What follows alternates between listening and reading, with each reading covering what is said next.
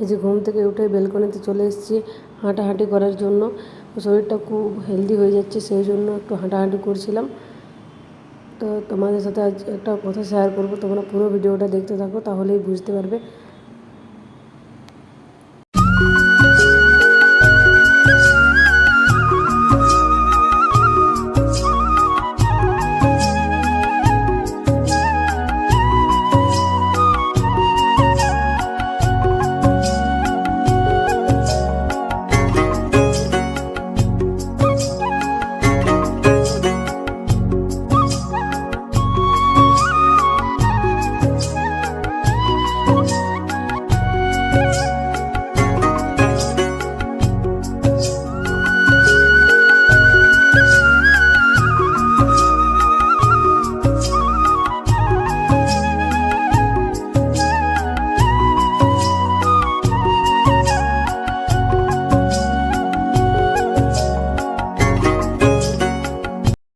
Hi everyone, good morning. আমি মনিকা, আমার নতুন একটি ব্লগে তোমাদের সকলকে জানাই স্বাগতম। আশা করি তোমরা সবাই ভালো আছো, আমিও খুব ভালো আছি।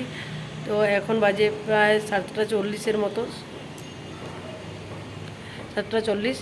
তো আমি ঘুম থেকে উঠেছি 7:30টার সময়। তারপর তোমাদের দাদাভাই ডিউটিতে চলে গেছে, আমি এবার ফ্রেশ হয়ে নেব আর সকালে যা সমস্ত কাজ থাকে টুকটাক করে সেরে নেব। তো চলো তোমরা ভিডিওটা দেখতে থাকো। আই হোপ আজকের ভিডিওটা দেখতে তোমাদের খুব খুব ভালো লাগবে। এই যে ফ্রেশ হয়ে চলে আসলাম, আর বাইরে এখনও পর্যন্ত রোদ ওঠেনি।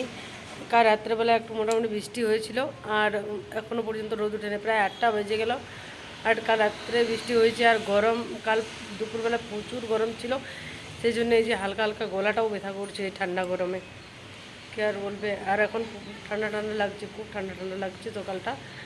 আর রাত্রেবেলা বৃষ্টি হয়েছে, মোটামুটি বেশি একটা হয় না, কম জম হয়েছে। এবার চলো চা খেয়ে নিই, তারপর তোমাদের সাথে কথা হচ্ছে। এই চাটা ফুটিয়ে নিলাম, তোমাদের দাদাভাই চা করে গিয়েছিল, তো সেটাকে আমি ফুটিয়ে নিলাম। আর গলাটা ব্যথা করছে বলে চাটা খেতে ইচ্ছা করছিল।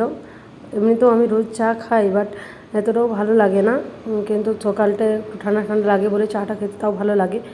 চা খাচ্ছিলাম আর মনে মনে ভাবছিলাম কি সবজি বানাবো, সেটাই আজকে ভাবলাম রুটি করে নেব। তো সেগুলোই মনের মধ্যে ভাবছিলাম, আর এই যে চা খেয়ে নিচ্ছিলাম।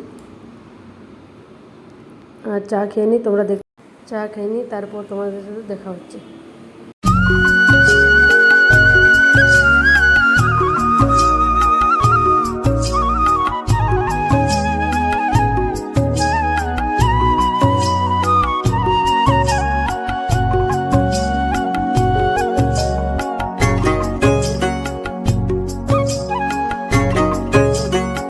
রান্নাবান্না হওয়ার পর যে কটা বাসন সিঙ্কে পড়েছিল সেগুলো মেজে নিলাম। তারপর গ্যাসটা মুছে নিলাম, গ্যাস মুছে পুরো রান্নাঘরটা একটু মুছে নিলাম। মুছে নেওয়ার পর ঘর ঝাড় দেওয়া সবই তো হয়ে গেছে, তারপর ঘরটাও মুছে নিলাম। তারপর স্নান করে খেয়ে নিয়ে তারপর রেডি হয়ে নিব। তো তোমাদের দাদাভাই তো আসেনি খেতে, আমি একার জন্য রান্না করি। এই যে তোমরা দেখতে থাকো ভিডিওটা।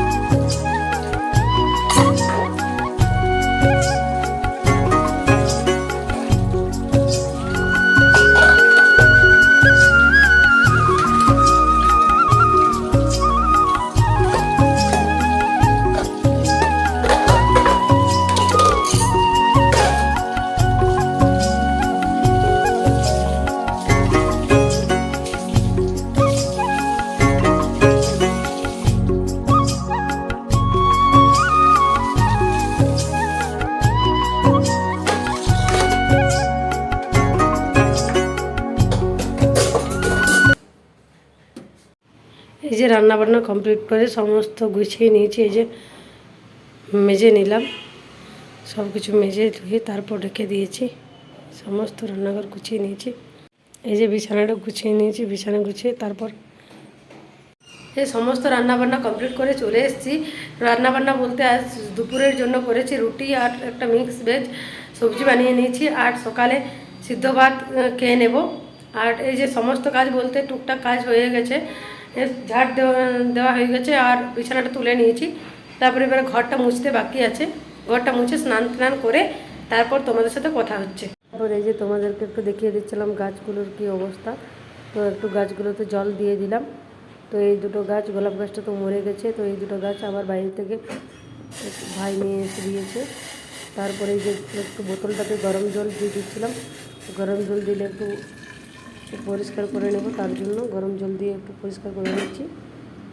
কারণ এই বোতলটা আমি নিয়ে যাই প্রত্যেকদিন ডিউটিতে, সেই জন্য আমি রোজই একটু করে গরম জল আর একটু ভিম জল দিয়ে একটু পরিষ্কার করে নিই, তাহলে কোনো স্মেল থাকে না। সেই জন্য সকালবেলা যে সমস্ত কাজবাজ থাকে সব কমপ্লিট করে চলে এসেছি। এই যে একটু বসে নিলাম, সকালে একরকম যুদ্ধ চলে বলতে গেলে, তো সেই জন্য একটু রেস্ট নিয়ে নিলাম। তারপর সমস্ত কাজবাজ হয়ে গেছে, ঘর মোছা, ঘর ঝাড় দেওয়া। তারপর এই যে স্নান টান করে ফ্রেশ হয়ে তারপর তোমাদের সাথে কথা হচ্ছে। জানো তো বন্ধুরা, তুমি যদি তোমার দুর্বল জায়গাটা কোনো মানুষের সাথে শেয়ার করো, আত্মীয় স্বজন হোক, ফ্রেন্ড হোক, বন্ধু হোক, তাহলে দেখবে তোমার দুর্বল জায়গাটাতে বারবার আঘাত করবে। এমনও মানুষ আছে যে তুমি এগিয়ে যাওয়ার চেষ্টা করলে তারা পিছনে টেনে নামানোর চেষ্টা করবে। তোমার কেউ ভালো তোমার দেখতে পারবে না, তো ভালো না দেখলে তুই তো খারাপটা কেন করতে যাবি? আমি তো কারোর ভালো না দেখতে পারলে খারাপটাও করতে যাব না।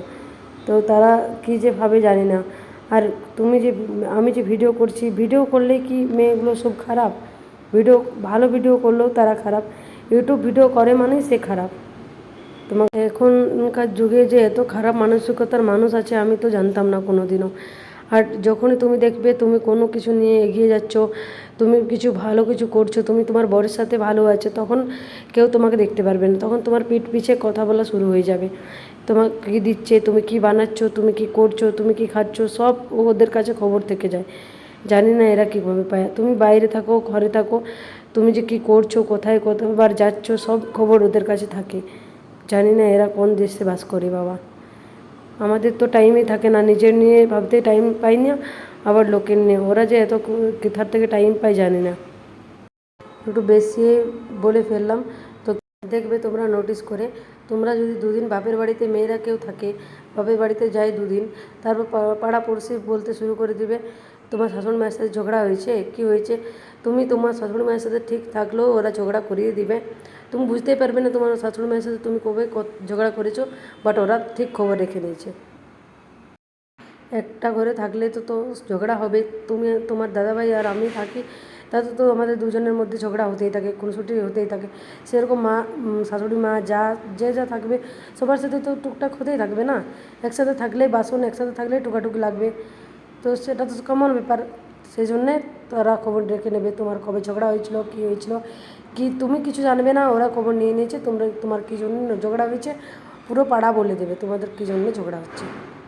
ঠিক আছে, একটু বেশি বলে ফেললাম। তো নিজের টপিকে এবার আসি। আমি কী কী করলাম, এই যে আমি রেডি হয়ে নিচ্ছি, এবার ডিউটিতে চলে যাব। তো আজকের মতো ভিডিওটা এই পর্যন্তই। তো সবাই ভালো থাকবে, সুস্থ থাকবে, আর দেখা হবে নতুন কোনো ভিডিওর সাথে। তো তখনের জন্য বাই বাই, গুড।